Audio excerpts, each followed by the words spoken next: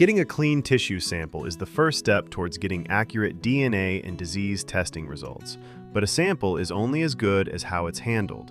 Today, we're going to show you how to load and apply the Z-Tags tissue sampler and tag correctly and how to keep your samples clean.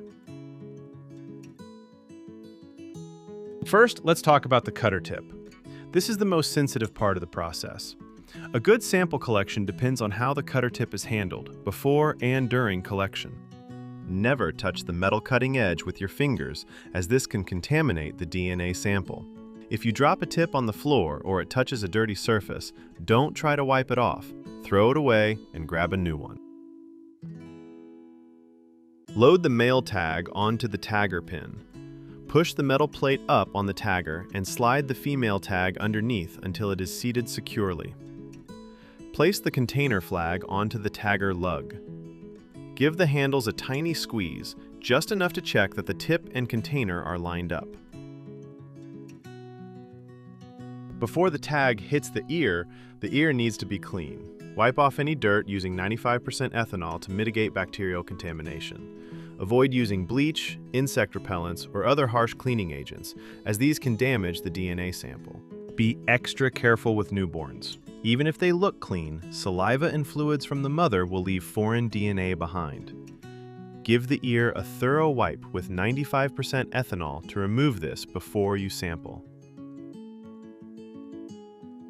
When tagging the animal, aim for the middle of the ear, in the cartilage. Stay away from the veins to minimize bleeding.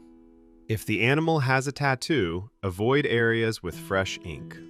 Position the tagger, ensuring the male tag is facing the back of the ear and the female tag the front of the ear. In one swift motion, squeeze until you feel and hear a double click, one for the tissue sample and one for the visual tag.